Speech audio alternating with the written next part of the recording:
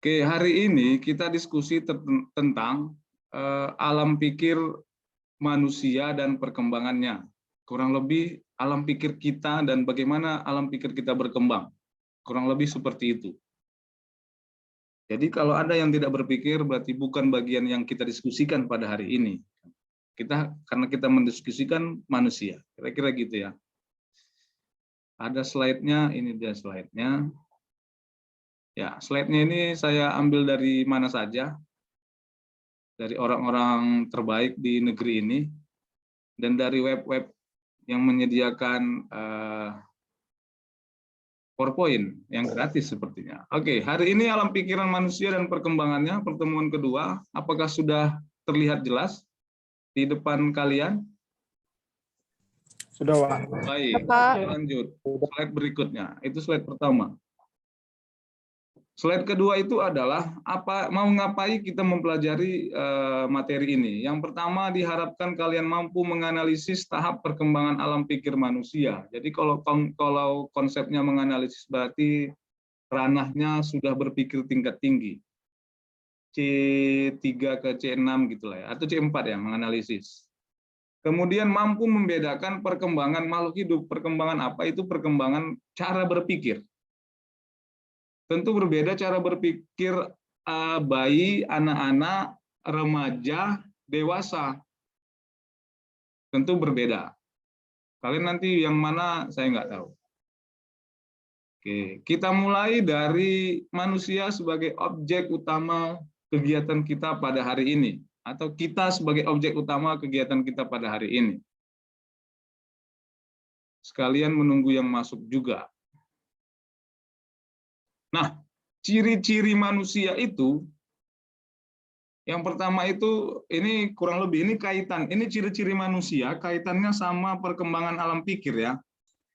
Nanti kalau ciri-ciri manusia sama ditanyakan di adik-adik kalian di kelas 2-3 SD, berbeda lagi nanti isinya ya kan. Tapi kurang lebih seperti ini. Yang pertama manusia itu punya ciri-ciri.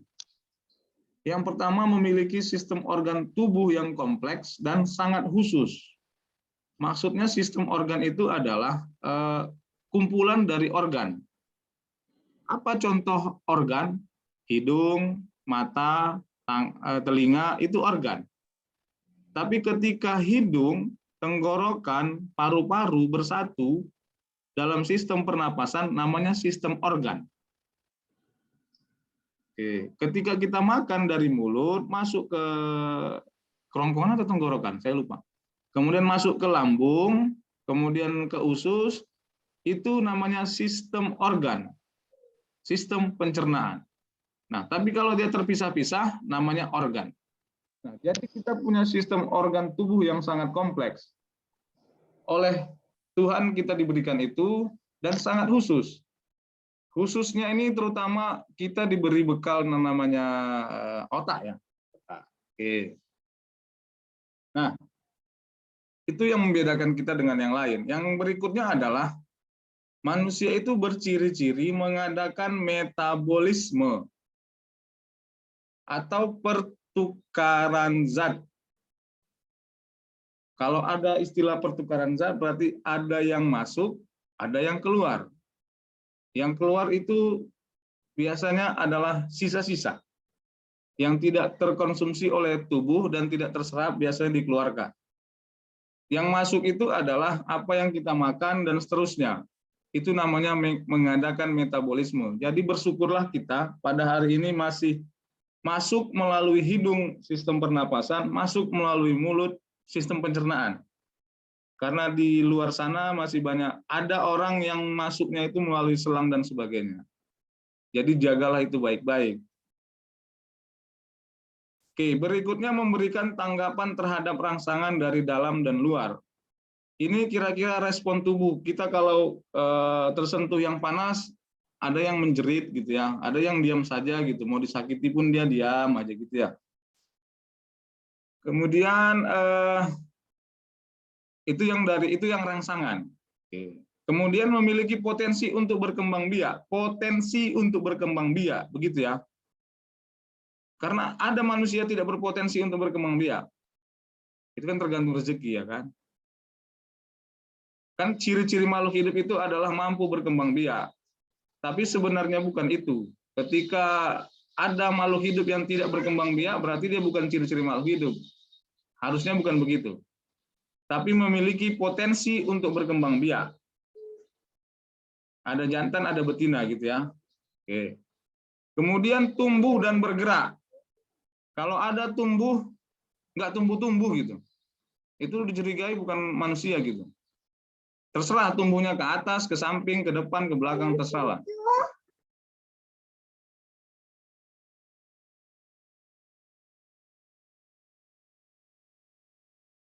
Oke, kemudian bergerak. Kalau ada yang diam aja itu curiga gitu ya. Jangan-jangan bukan manusia gitu ya. Patung gitu kan. Kemudian berinteraksi dengan lingkungan. Kalau ada manusia yang tidak berinteraksi dengan lingkungan, berarti bukan manusia namanya. Interaksi lingkungan, komponen lingkungan itu ada komponen hidup, ada komponen tak hidup, ada komponen biotik, ada komponen abiotik. Jadi berinteraksi itu dengan makhluk hidup lainnya dan makhluk tak hidup lainnya. Jadi kalau ada kita tidak berinteraksi dengan batu, matahari, apalagi udara, itu yang di atas sana itu berarti tidak bekerja. Kan oksigen bagian dari lingkungan ya, makhluk tak hidup. Kalau kita tidak berinteraksi dengan kawan sebelahnya, berarti ya kurang lebih seperti itulah ya. Kan kita makhluk sosial ya. Kemudian terakhir sampai pada saatnya mengalami kematian. Nah, siapa yang mau mati duluan terserah lah ya.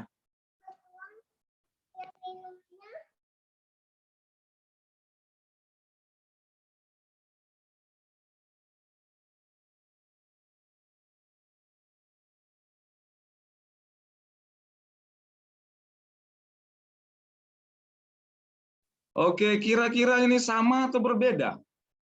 Atau punya kesamaan atau punya perbedaan? Coba direnungkan dulu beberapa detik. Sama.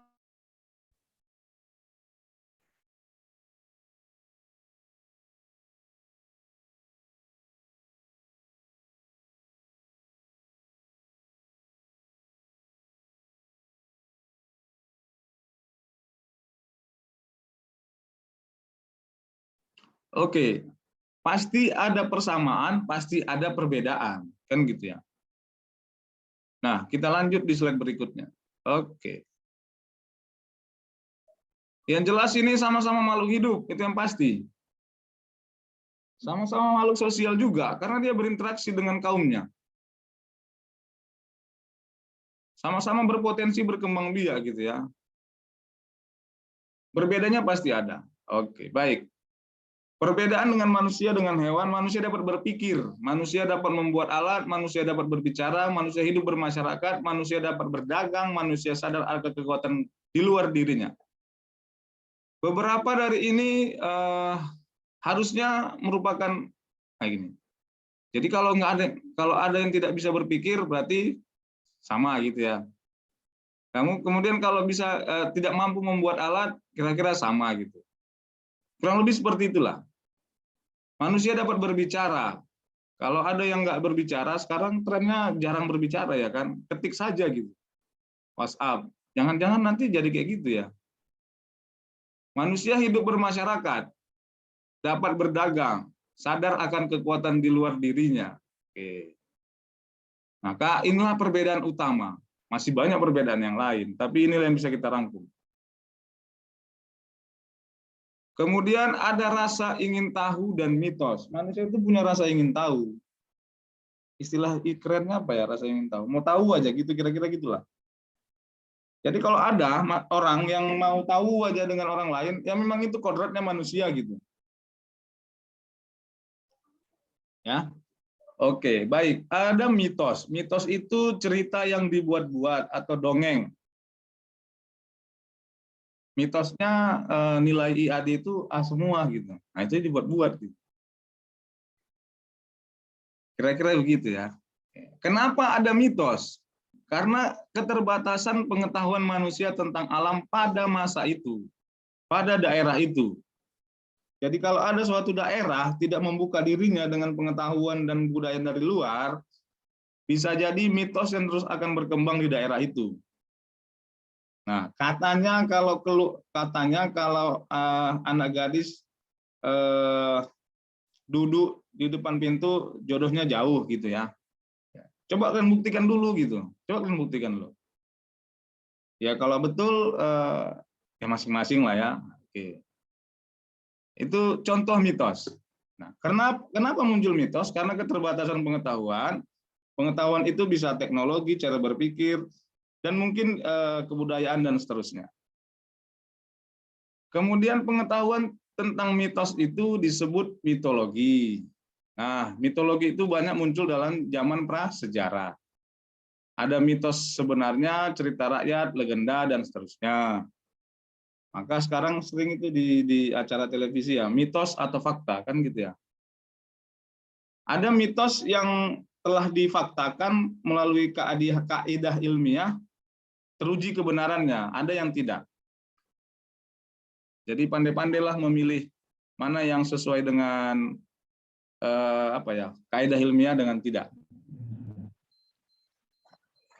Kemudian fakta mitos dipercayai kebenarannya saat itu tadi karena keterbatasan pengetahuan, kemampuan nalar, keinginan manusia sementara terpenuhi. Jadi kalau sudahlah pengetahuannya kurang pada saat itu, kemampuan nalarnya juga kurang. Jadi kalau ada tetua-tetua mengatakan, oh itu begini, nah udah terpenuhilah, kira-kira begitu.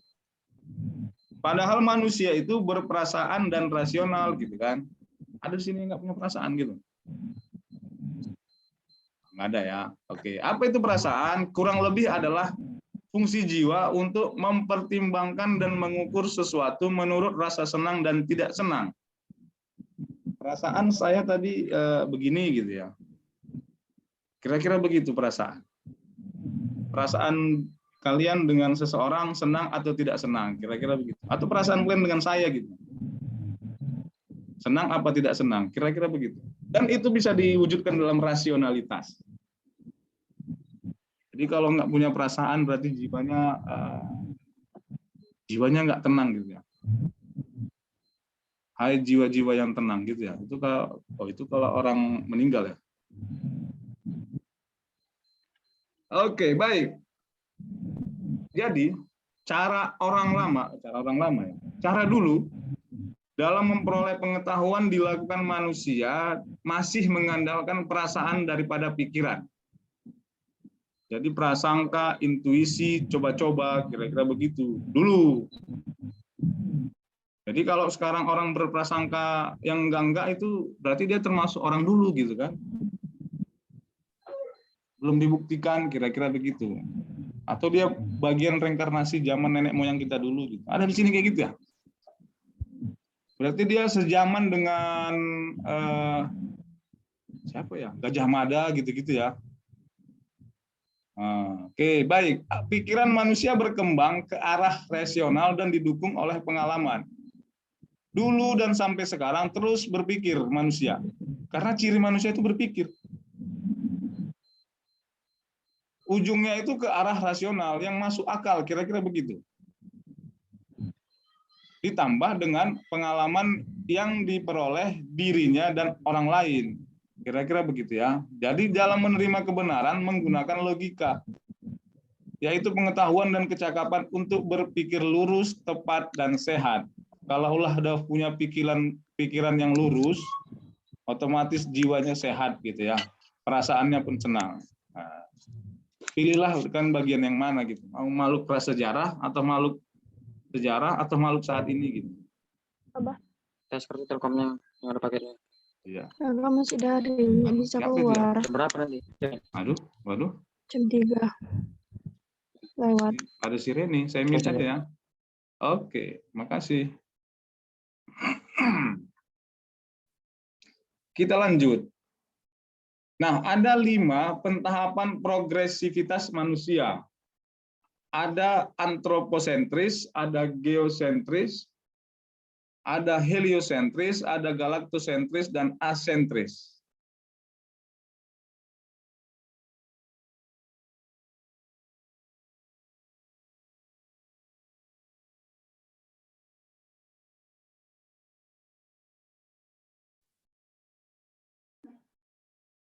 Nah, apa itu antroposentris?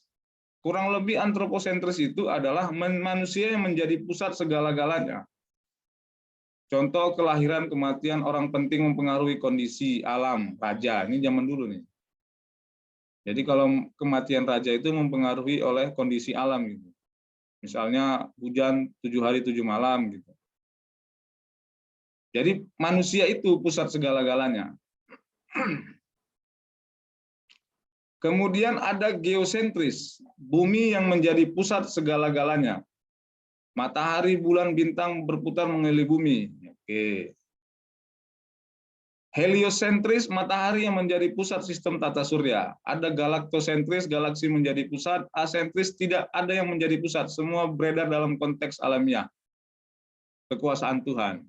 Jadi kalian bagian yang mana gitu? Percaya dengan orang, percaya dengan bumi, percaya dengan matahari, atau percaya dengan galaksi, atau percaya dengan Tuhan, kira-kira gitulah. Nah, ya, ini ada apa ya? Ya, kira-kira beginilah tingkatannya. Dulu kan kayak gini ya. Oke. Kemudian, apa keunikan otak sehingga manusia menjadi yang terbaik, makhluk yang terbaik? Otak itu adalah organ pertama dijadikan apabila janin terjadi.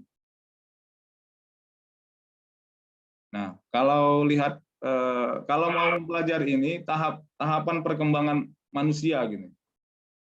Jadi ketika sel telur dibuahi oleh sel jantan, terjadi pembelahan sel besar-besaran, maka terbentuk nanti yang pertama katanya janin di sini. Makanya kalau orang yang periksa kehamilan itu selalu dikasih vitamin otak ya, kalau nggak salah. Karena saya nggak pernah hamil. Coba nanti tanya. Nah, pembinaan otak bermula dari hari ke-6 dalam kandungan ibu. Ini untuk kalian nih kayaknya ceritanya. Coba dirasa-rasakan dulu ya, agak dibawa-bawakan gitu. Biar agak merasa memiliki gitu ya. Kemudian otak dianggap sebagai the unique competency of the human, kehebatan manusia yang unik. Nah, inilah otaknya. Beratnya berapa? 2% daripada berat badan. Nah, sekarang boleh dihitung berat badan kalian berapa, kira-kira 2%-nya itulah massa jenisnya otak kira-kira gitu. Berarti semakin besar, kalau ini ceritanya ya, kalau semakin besar berat badannya, semakin besar volumenya, kira-kira begitu. Apakah semakin bagus dia? Belum tentu ya. Baik, oke ya. 6 kehebatan otak. Upaya meningkat panca indera, menggunakan maklumat dan stimulasi, mempunyai dari keenam perasaan ya, mengumpul pengalaman yang lalu, berupaya membuat penilaian, mampu percaya kepada sesuatu yang gaib. Bayangkan ya, sesuatu yang gaib itu nggak nampak, tapi otak mempercaya itu. Mampu menilai, itu perbuatan paling mudah menilai. Mengumpulkan pengalaman yang lalu. Bayangkan kecepatan otak itu lebih cepat dari kecepatan kecepatan memori RAM tertinggi pada saat ini gitu. Memori RAM laptop gitu kan. Apalagi pengalamannya pengalaman pahit gitu ya, ditinggal mentah-mentah dulu gitu. Nggak ada kabar, di ghosting, kira-kira begitulah. Itu sampai kapanpun akan teringat itu ya kan. Nah, itu kehebatannya otak kita. Nah, kemudian bagaimana perkembangannya gitu. Perkembangan otak itu berlaku dengan pesat mengikuti potensi pembesaran normal. Ini yang normal ya. 25% tahap pencapaian pada waktu lahir, 50% 6 bulan, 85 3 tahun, 95 6 tahun. 3 sampai 6 adalah masa penting bagi perkembangan otak anak-anak. Kalian ingat dulu, umur 3 sampai 6 kalian kasih makan apa kira-kira gitu. Atau kan diapain gitu kira-kira ya. Jadi kalau ada adiknya masih umur 3 sampai 6, kasihlah nutrisi terbaik. Karena itu perkembangan otak anak-anak dimulai. Maka dia rasa ingin tahunya tinggi di situ, mau ke sana, mau kemari, mau ngapain gitu ya. Jangan dilarang. Nanti lari-lari sedikit kan larang. Nanti naik sedikit dilarang. Lama-lama dia diam aja, kalian bingung, gitu kan? Oke. Ingatlah dulu kan umur 3 sampai 6, zaman kalian umur 3 sampai 6 tahun dulu udah tren nggak sekarang video-video? Belum ya? Kalian kan bagian zamannya orang dulu juga ya. Atau ada video kalian dulu waktu kecil gitu, umur 3 sampai 6 lagi manjat-manjat, lagi main-main hujan gitu. Nggak ada. Nggak ada, Pak. Aduh, Ada iya. pelemparan. Iya ya. Ya, Pak. Sayang ya. Tapi ya sudahlah. Sekarang aja kalian main hujan nanti ya. Nanti baru video kan. Oke. Ini dia, otak manusia itu ada otak kiri, ada otak kanan. Otak kiri itu kata, angka, garis, analisa, logika, ingatan jangka pendek. Ini kayak di komputer tuh RAM ya. RAM 8 GB segala macam gitu ya. Kalau otak kanan konseptual, irama, gambar, warna, dimensi, imajinasi, melamun. Jadi kalau orang sering melamun itu bisa jadi otak kanannya terlalu bekerja gitu ya. Melamun aja tiap hari ya. Atau imajinasinya terlalu tinggi gitu, otak kanannya gitu. Tapi nggak tahu dia nambah-nambah gitu. Atau kali-kali itu lumayan juga ya kan. Otak kanan itu biasanya sifatnya jangka panjang. Dan biasanya jauh ke depan ya, namanya melamun ya. Melamun seandainya lah ya, kita nggak kuliah tapi dapat A gitu kan, nggak ada tugas. Itu bagian dari melamun atau imajinasi ya? Ya, kira-kira begitu ya. Baik, jadi pilihlah mau yang kan harusnya dikembangkan dua-dua ya. Ketika kita tahu warna, yang sekian banyak warna itu, harusnya kita otak kirinya mampu menganalisis. Analisis. Jadi harusnya berjalan seiringan antara otak kiri dan otak kanan. Kemudian otak kiri ini fungsi akademik, kemampuan berbicara, kemampuan mengolah tata bahasa, baca tulis, daya ingat, logika, angka, analisis. Inilah bagian yang dikerjakan oleh otak kiri. Oke. Kalau otak kanan itu kesenian, kreativitas, perasaan, emosi, imajinasi, warna, pengenalan diri dan orang lain. Di sini letaknya di otak kanan. Sekarang kan ada senam otak segala macam ya. Kemudian eksplorasi otak kanan dan seterusnya. Oke, silahkan diikuti kalau ada yang seperti itu. Untuk memaksimalkan potensi otak kita. Karena kita punya potensi yang di luar yang kita sadari. Itu yang kita diskusikan tadi di awal kan. Nah, dominasi otak kiri cenderung lebih sulit untuk dominasi otak kiri akan cenderung lebih sulit untuk menyesuaikan menerima segala perubahan. Jadi kalau otak kirinya yang berkembang nih, dia akan sulit untuk menerima perubahan gitu. Berarti kalau ada orang yang sulit untuk menerima perubahan, berarti jangan-jangan otak kirinya yang berkembang, otak kanannya mengecil, lama-lama hilang. Kan gitu ya. Kalau evolusi biologi seperti itu, kalau evolusi biologi itu, kalau tidak digunakan sesuatu yang tidak digunakan, lama-lama akan mengecil, lama-lama akan hilang. Makanya gunakan gitu. Organ tubuh tahu ya, organ tubuh kalau seringkali tidak digunakan, lama-lama akan mengecil, lama-lama hilang. Kira-kira begitu. Itu menurut evolusi biologi. Jangan sampai hilang kalian setengahnya ya kan. Bahaya kita. Makanya pergunakan. Makanya menyesuaikan diri itu menyesuaikan dengan siapapun, kapanpun, dan dimanapun. Dan menerima segala perubahan. Perubahan itu termasuk kuliah pada saat ini. Kuliahnya nggak jadi luring ya kan, jadinya daring gitu kan. Karena di awal lulus semangat kita luring, tiba-tiba nggak jadi daring ya kan, ya nggak apa-apa.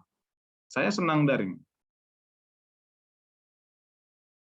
Kemudian dasar-dasar pengetahuan, karena otak kita rasa ingin tahunya tinggi, kita manusia punya rasa ingin tahu, maka kita harus tahu dasar-dasar pengetahuan itu apa gitu. Karena pengetahuan itu dimulai dari rasa ingin tahu. Kepastian dengan dimulai dengan rasa ragu-ragu. Ini kayak apa ya? Kalimatnya kayak kalimat motivasi atau apa gitu. Pengetahuan dimulai dengan rasa ingin tahu, kepastian dimulai dengan rasa ragu-ragu. Sesuatu yang ragu-ragu harus dipastikan dulu. Maka dilakukanlah rasa ingin tahu yang dimulai dengan pengetahuan. Nah, pengetahuan mampu dikembangkan manusia karena bahasa yang bersifat komunikatif, pikiran yang mampu menalar. Apa itu penalaran? Penalaran itu kegiatan berpikir yang mempunyai karakteristik tertentu dalam menemukan kebenaran. Jadi punya orang masing-masing sistem atau gaya menalarnya berbeda-beda. Pola pikir logika analitik itu contoh penalaran. Perasaan merupakan suatu penarikan kesimpulan yang tidak berdasarkan penalaran. Oke. Jadi harus berpikir dulu baru dianalisa. Nah, ini kira-kira diagramnya. Ini ceritanya. Rasa ingin tahu itu akan dikembangkan melalui pengamatan dan pengalaman. Kumpulan dari keduanya akan menghasilkan pengetahuan. Pengetahuan yang telah karena ada ciri-ciri, nanti ada ciri-ciri pengetahuan, maka disebut ilmu gitu. Jadi nggak semua pengetahuan disebut ilmu pengetahuan gitu ya. Karena kenapa muncul IPA? Karena kita belajarnya ilmu alamiah dasar, makanya IPA. Nah, pengetahuan itu muncul karena rasa ingin tahu. Ilmu pengetahuan itu muncul karena rasa ingin tahu. Kalau tidak ada rasa ingin tahu, perkembangan pengamatan, pengalaman ini tidak akan bekerja gitu. Kita mau tahu si A itu di mana gitu kan? Kita harus mengamati, mencari tahu dan segala macam. Itu yang dimaksud dengan grafik ini, kira-kira kurang lebih. Nah, bagaimana sejarah pengetahuan yang diperoleh manusia? Ini zaman purba. Ditemukannya alat-alat yang terbuat dari batu dan tulang. Pengetahuan yang tersebut merupakan pengalaman dan kemampuan mengamati alam sekitar. Kemudian zaman Yunani, ini Pythagoras, Aristoteles, ini sudah paham lah ya. Kalau ini ya, alat bantunya sudah ada. Kemudian zaman pertengahan, zaman modern sampai pada saat ini. Kalau tubuh ada, ini dimulai dari pembuahan, kemudian terbentuknya embrio atau janin, kemudian lahir bayinya. Kemudian masa pertumbuhan, ada yang cepat, ada yang lambat, ada bentuk tubuh manusia, ada yang tumbuh ke atas, ada yang tumbuh ke depan, ada yang nggak tumbuh-tumbuh, lebih seperti itu ya. Nah, masa bayi itu 0 sampai 2 tahun itu namanya periode sensori motorik. Ini perkembangan perkembangan pikir diikuti dengan perkembangan sifat. Jadi pada umur begitu 0 sampai ini secara umum ya, umur 0 sampai 2 tahun disebut dengan namanya periode sensori motorik. Pada periode ini, perkembangan kecerdasan bayi sangat cepat. Nah, karena sensori, motorik. Nah, itu dia, yang motorik. Gitu ya. Kemudian masa kanak-kanak, umur 3-5 tahun, periode praoperasional. Rasa ingin tahunya besar, sehingga banyak yang menyebutkan ini masa bertanya. Jadi mau tahu ini kenapa, kurang lebih seperti itu. Jadi kalau ada anak umur 3-5 tahun, yang sering-sering bertanya, memang begitulah kondisinya. Yang dicurigai itu nggak mau bertanya gitu, diam aja, itu yang baru dicurigai. Kemudian masa usia sekolah 6-12 tahun ini SD ya. Periode operasional nyata, anak sangat aktif ditandai dengan perkembangan fisik. Kemudian ada masa remaja 13-20 tahun, periode operasional normal, ini sudah berusaha untuk mencari jati diri. Kemudian masa dewasa, individu berdiri sendiri dan bertanggung jawab, umur setelah 20 tahun. Kalian bagian yang mana nih? Jadi kalau setelah 20 tahun itu mampu bertanggung jawab. Jadi kalau umur remaja ini sering buat konflik sama orang gitu. Ini kalian bagian yang mana lah pokoknya. Apakah masih usia sekolah, masa remaja, atau masa dewasa? Nah, jadi kalau ada yang sering bertanya, bisa jadi dia masih umur 3-5 tahun gitu ya. Tapi kalau kalian mau bertanya tentang mata kuliah ini boleh, masa saya sebut langsung umur 3-5 tahun gitu ya. Enggak, bukan seperti itu ya. Oke. Nah, ini pemikiran itu adalah satu proses mental yang memerlukan pengetahuan, lagi-lagi pengetahuan ya. melibatkan pengolahan kemahiran mental tertentu ditujukan ke arah penyelesaian masalah, sikap, dan seterusnya. Itu pemikiran. Slide terakhir menyatakan bahwa kepentingan pemikiran itu, kita berpikir itu, kira-kira begitu. Kita berpikir itu untuk menyelesaikan masalah kehidupan. Membuat keputusan itu sebuah pemikiran yang dimulai biasanya analisis. Kalau masih ingat analisis, baru diikuti evaluasi. Ketika kita mampu menganalisis, kita bisa mengevaluasi dari hasil analisis itu muncul keputusan. Itu C4, C5. Kemudian mendapat perspektif mendalam dan baru tentang sesuatu yang kita percaya. Mencari pengetahuan, menghasilkan sesuatu, mengawal tingkah laku dan sikap. Itu yang dinamakan dengan pemikiran. Jadi kita harus berpikir karena itu yang ada beberapa hal yang harus dikaji dari kenapa kita harus berpikir. Kira-kira begitu. Kurang lebih ini yang bisa saya sampaikan. Mudah-mudahan tercerahkan, tidak harus 100%. Ya, setidaknya kita sadar kita manusia, kita punya sesuatu yang berbeda dengan yang lain, maka harus kita kembangkan yang sesuatu yang unik itu. Jangan sampai kita kemudian kita pikirkan juga kita pada usia berapa harusnya cara kita berpikir, cara kita bergerak, cara kita bertindak sesuai dengan yang seperti ini. Kan kira-kira begitu ya. Baik, terima kasih atas perhatiannya. Kurang lebih mohon maaf. Selamat siang. Assalamualaikum warahmatullahi wabarakatuh. Siang, Pak. Oke, baik. Ini nanti saya share rekamannya. Silakan ditonton ulang dan wajib ditonton ulang. Kemudian tugasnya jangan lupa dan kerjakan gitu ya. Saya kayaknya mengumpulkannya melalui email. Nanti saya kirimkan emailnya. Baik, saya tutup ya Zoom-nya ya. Mudah-mudahan tidak terganggu acara tidur siangnya. Karena ada yang baru bangun kayaknya nih. Mudah-mudahan sehat-sehat selalu. Jangan lupa jaga kesehatan. Sampai ketemu di lain waktu. Oke, terima kasih. Terima kasih kembali, Pak. Terima kasih, Pak. Terima kasih, Pak.